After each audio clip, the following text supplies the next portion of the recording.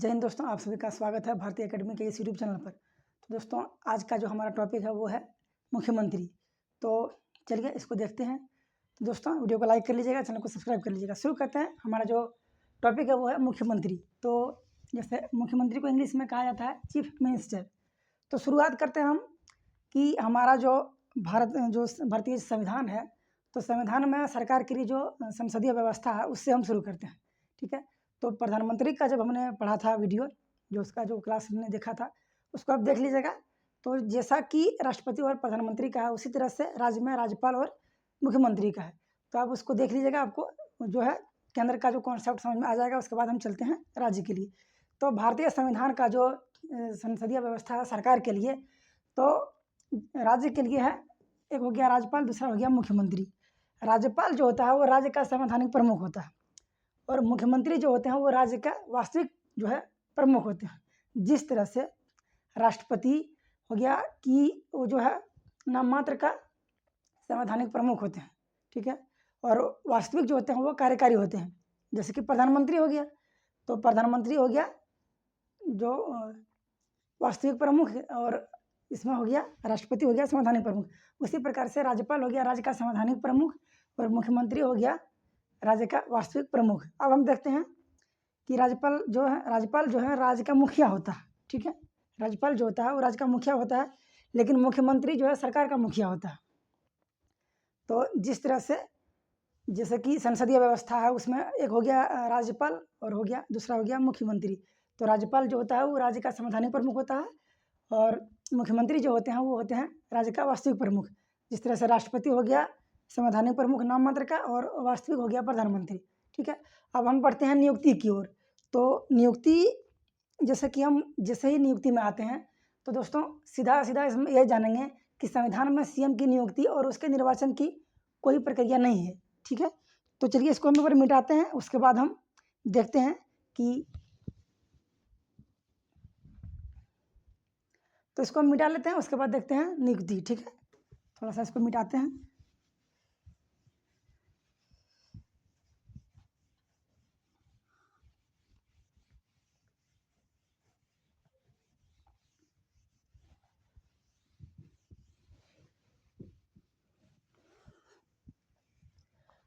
तो दोस्तों, जैसा कि अभी हम आपको बताए कि संविधान में राष्ट्र जो है मुख्यमंत्री की नियुक्ति और इसके निर्वाचन की कोई प्रक्रिया जो नहीं है। ठीक है। तो संविधान में लिखते हैं, संविधान में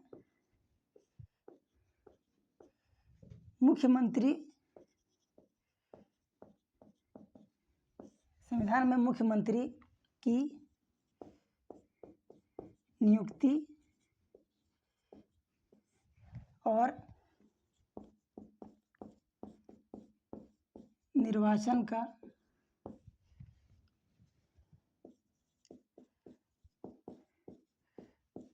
कोई प्रक्रिया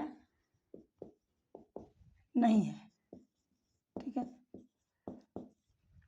तो संविधान में मुख्यमंत्री की नियुक्ति और निर्वाचन की कोई प्रक्रिया नहीं है। ठीक है। केवल इतना कहा गया है कि अनुच्छेद 164 के तहत कि सीएम की नियुक्ति राज्यपाल करेगा। ठीक है। जिस तरह से लिखा गया है कि प्रधानमंत्री की नियुक्ति राष्ट्रपति करेगा, उसका निर्वाचन नहीं होता है, उसी तरह से राज्यपाल का भी निर्वाचन नहीं होता है और जो उसकी नियुक्ति और निर्वाचन की कोई प्रक्रिया नहीं है संविधान में लिखा गया है। ठीक है। केवल इतना लिखा गया है अनुच्छेद 164 में। ठीक है। यहाँ हम लिख देते हैं अनुच्छेद 164 में कहा गया है कि मुख्यमंत्री की नियुक्ति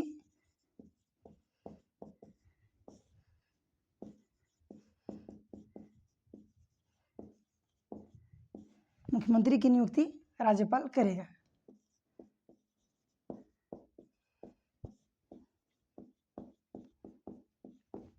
तो संविधान में कहीं भी मुख्यमंत्री की नियुक्ति और निर्वाचन की कोई प्रक्रिया नहीं है। केवल इतना कहा गया है कि अनुच्छेद 164 के तहत कि मुख्यमंत्री की नियुक्ति जो है राज्यपाल करेगा। ठीक है। तो मुख्यमंत्री की नियुक्ति राज्यपाल करेगा। तो ऐसा भी नहीं है दोस्तों कि जो है राज्यपाल किसी को भी मुख्यमंत्री नियुक्त कर सकते हैं, ऐसा नहीं है। तो राज्य विधानसभा में, यानी हमारा जो संसदीय व्यवस्था है उसमें जब विधानसभा का चुनाव होता है, राज्य विधानसभा का, तो उसमें जो सबसे जो बहुमत दल के प्राप्त नेता होते हैं, जो सबसे अधिक बहुमत प्राप्त करते हैं, उसी के नेता को मुख्यमंत्री बनाया जाता है। ठीक है, तो यहाँ हम एक पॉइंट और लिखते हैं।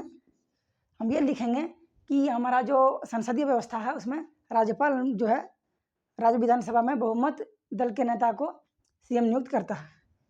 तो संसदीय व्यवस्था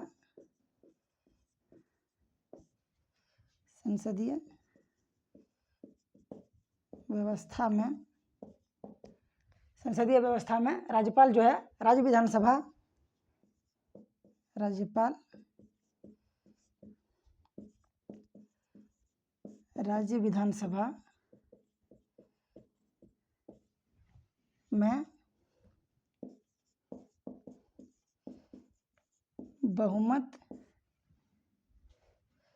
बहुमत प्राप्त दल के नेता को मुख्यमंत्री नियुक्त करेगा।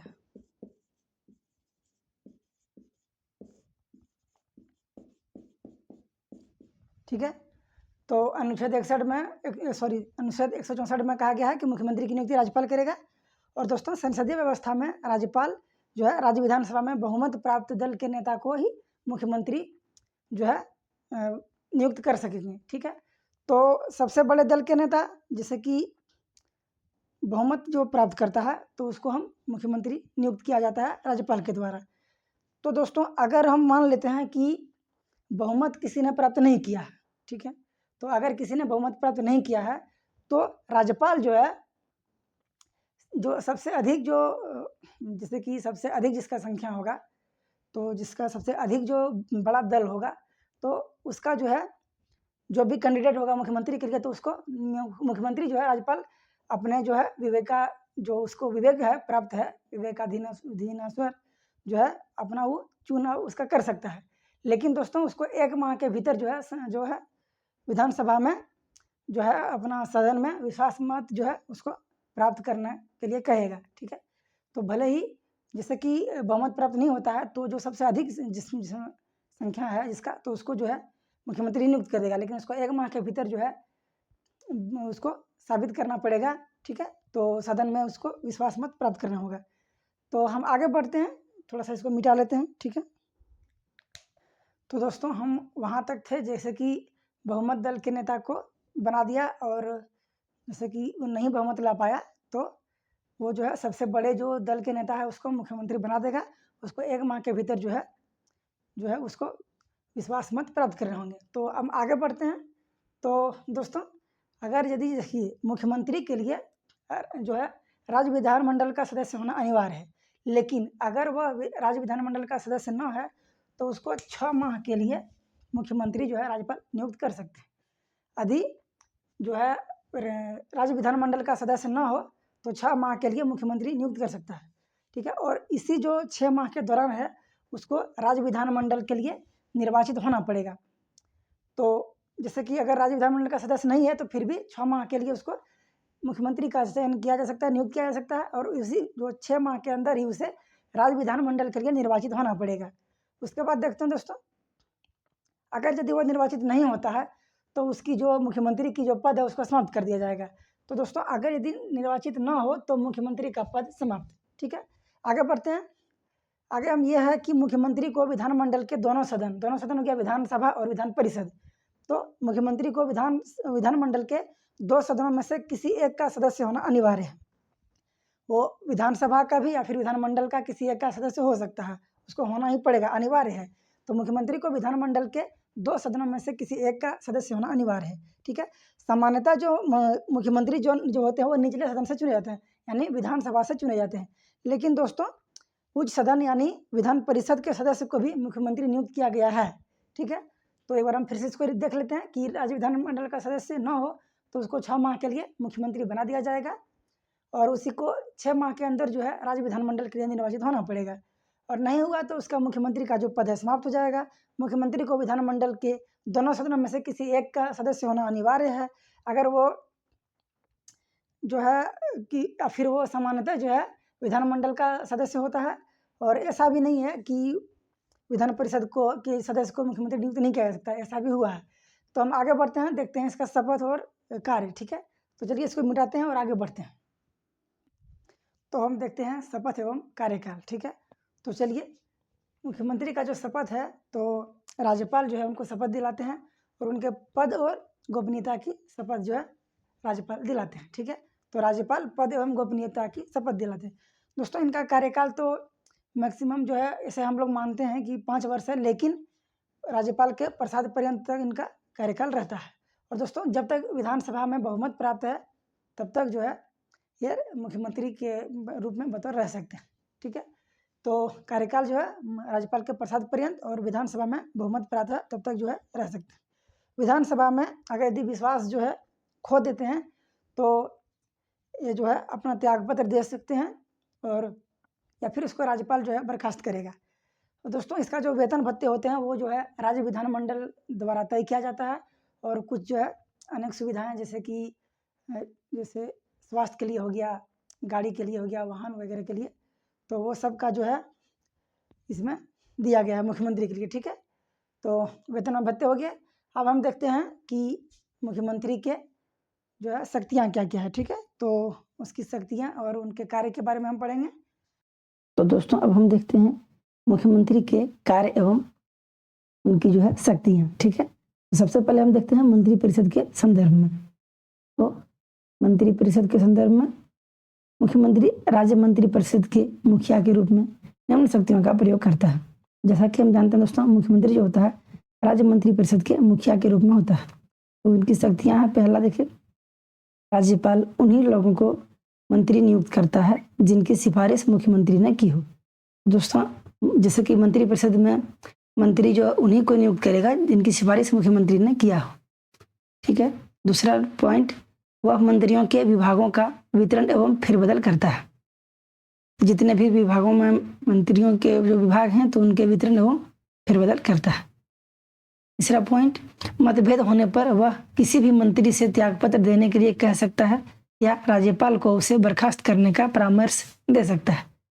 तो उसके जो मंत्रिपरिषद में है किसी मंत्री से वो त्यागपत्र देने के लिए भी कह सकता है कुछ मतभेद होने के कारण, या जो है राज्यपाल को बोलेंगे कि आप उनको बर्खास्त कर दीजिए। ठीक है, अगला पॉइंट, वह मंत्रिपरिषद की बैठक की अध्यक्षता कर इसके फैसलों को प्रभावित करता है। ठीक है, और वह सभी मंत्रियों के क्रियाकलापों में सहयोग, नियंत्रण, निर्देश एवं मार्गदर्शन देता है। ये हो गया 5वां पॉइंट। तो ये है, उसके बाद आगे बढ़ते हैं। 6ठा पॉइंट, अपने कार्य से त्यागपत्र देकर वह पूरी मंत्रिपरिषद को समाप्त कर सकता है। चूंकि मुख्यमंत्री मंत्रिपरिषद का मुखिया होता है और इसके इस्तीफे या मौत के कारण मंत्रिपरिषद अपने आप ही विघटित हो जाती है। दूसरी ओर यदि किसी मंत्री का पद रिक्त होता है तो मुख्यमंत्री उसे भर या नहीं भी भर सकता। ठीक है, तो ये थे कुछ मंत्रिपरिषद के संदर्भ में पॉइंट। आगे बढ़ते हैं राज्यपाल के संदर्भ में। तो राज्यपाल के संबंध में राज्यपाल एवं मंत्रिपरिषद के बीच संवाद का वह प्रमुख तंत्र है। मुख्यमंत्री का यह कर्तव्य है कि वह पहला है राज्य के कार्यों के प्रशासन संबंधी और विधान विषयक प्रस्तावनाओं संबंधी मंत्रिपरिषद के सभी विनिश्चय राज्यपाल को संसूचित करे। ठीक है, तो राज्य के कार्य के प्रशासन से जितने संबंधी और विधान विषयक जो जितने भी संबंधी हैं तो मंत्रिपरिषद के सभी जो विनिश्चय राज्यपाल को संसूचित करेंगे। ठीक है, अगला पॉइंट, राज्य के कार्यों के प्रशासन संबंधी और विधान विषयक प्रस्तावनाओं संबंधी जो जानकारी राज्यपाल मांगे वह देंगे। तो राज्यपाल जो भी सबसे संबंधित मांगेंगे उनको देना पड़ेगा। ठीक है, तो किसी विषय को जिस पर किसी मंत्री ने निश्चय कर दिया है किंतु मंत्रिपरिषद ने विचार नहीं किया है तो राज्यपाल द्वारा अपेक्षा किए जाने पर परिषद के समक्ष विचार के लिए रख सकते हैं। ठीक है, तो आगे बढ़ते हैं। वह महत्वपूर्ण अधिकारियों जैसे महाधिवक्ता, राज्य लोक सेवा आयोग के अध्यक्ष एवं सदस्यों और राज्य निर्वाचन आयुक्त इत्यादि की नियुक्ति के संबंध में राज्यपाल को परामर्श देता है। आगे बढ़ते हैं राज्य विधानमंडल के संबंध में। तो सदन के नेता के नाते मुख्यमंत्री को निम्नलिखित शक्तियां प्राप्त है। पहला, वह राज्यपाल को विधानसभा का सत्र बुलाने एवं उसे स्थगित करने के संबंध में सलाह देता है। तो राज्यपाल को विधानसभा का सत्र बुलाने एवं उसे स्थगित करने का संबंध में सलाह देता है। अगला पॉइंट, वह राज्यपाल को किसी भी समय विधानसभा विघटित करने की सिफारिश कर सकता है। ठीक है, राज्यपाल को किसी भी समय जो है विधानसभा विघटित करने के लिए कह सकते हैं। अगला पॉइंट, वह सभा पटल पर सरकारी नीतियों की घोषणा करते हैं। आगे बढ़ते हैं, अन्य शक्तियां एवं कार्य। तो पहला पॉइंट, वह राज्य योजना बोर्ड का अध्यक्ष होता है। ठीक है, मुख्यमंत्री जो होते हैं वो राज्य योजना के अध्यक्ष होते हैं। अगला पॉइंट, वह संबंधित क्षेत्रीय परिषद के क्रमवार उपाध्यक्ष के रूप में कार्य करता है। एक समय में इसका कार्यकाल 1 वर्ष का होता है। अगला पॉइंट, वह अंतर्राज्यीय परिषद और नीति आयोग की गवर्निंग काउंसिल का सदस्य होता है। इन दोनों परिषदों की अध्यक्षता प्रधानमंत्री द्वारा की जाती है। अगला पॉइंट, वह राज्य सरकार का मुख्य प्रवक्ता होता है। ठीक है, सीएम जो होता है वो राज्य सरकार का मुख्य प्रवक्ता होता है। अगला पॉइंट, आपातकाल के दौरान राजनीतिक स्तर पर वह मुख्य प्रबंधक होता है। तो इमरजेंसी जब लगता है दोस्तों, तो उस दौरान जो है राजनीतिक स्तर पर वह मुख्यमंत्री वह मुख्य प्रबंधक होता है। अगला पॉइंट, राज्य का नेता होने के नाते वह जनता के विभिन्न वर्गों से मिलता है और उनसे उनकी समस्याओं इत्यादि की समझ में ज्ञापन प्राप्त करता है। सीएम जो होते हैं मुख्यमंत्री, तो राज्य का नेता होने के नाते वह जो है जनता के विभिन्न वर्गों से मिलता है और उनकी समस्याओं के संबंध में ज्ञापन प्राप्त करते हैं। अगला, वह सेवाओं का राजनीतिक प्रमुख होता है। ठीक है, इसके बाद आगे बढ़ते हैं। तो इस तरह वह राज्य प्रशासन में बहुत महत्वपूर्ण एवं अहम भूमिका अदा करता है। हालांकि राज्यपाल का विवेकाधिकार राज्य प्रशासन में मुख्यमंत्री की कुछ शक्तियां, प्राधिकार, प्रमुख प्रतिष्ठा, स्थिति इत्यादि में कटौती कर सकता है। तो अब हम आगे बढ़ते हैं। अगला हमारा पॉइंट है मुख्यमंत्री से संबंधित अनुच्छेद।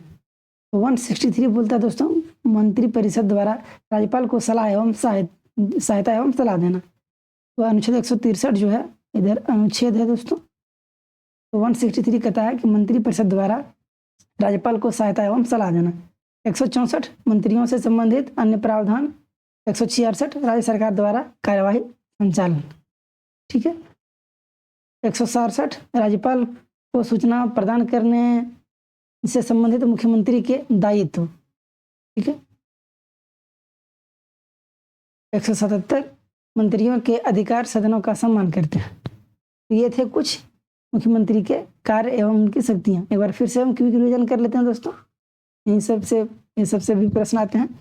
तो मंत्री परिषद के संदर्भ में देखे कुछ हम इसमें देखे हम टोटल 5-6 पॉइंट। ठीक है, मंत्री परिषद के संबंध में। इसके बाद हम आगे बढ़े तो राज्यपाल के संबंध में देखे, तो इसमें भी हम कुछ 3-4 पॉइंट देखे।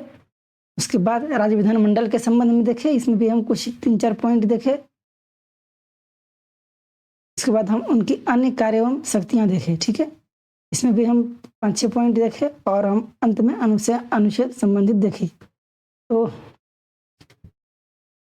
थैंक यू सो मच दोस्तों, वीडियो में बने रहने के लिए। आपको वीडियो कैसी लगी आप हमें कमेंट करके बताइएगा और वीडियो को लाइक कीजिएगा, चैनल को सब्सक्राइब कर लीजिएगा दोस्तों। इस तरह की वीडियो आपको हम डेली 10 AM में अभी रेगुलर जो है पॉलिटी की क्लास चल रही है। चैनल को सब्सक्राइब कर लीजिएगा, आपको रेगुलर 10 बजे भी पॉलिटी की क्लास मिलेगी। और हम जल्द दोस्तों हिंदी व्याकरण जो है, हिंदी ग्रामर का सीरीज ला रहे हैं, तो आपको उससे भी बेहतरीन जो है मदद मिलेगी। तो हम आशा करते हैं आपको अच्छे से समझ में आई होगी।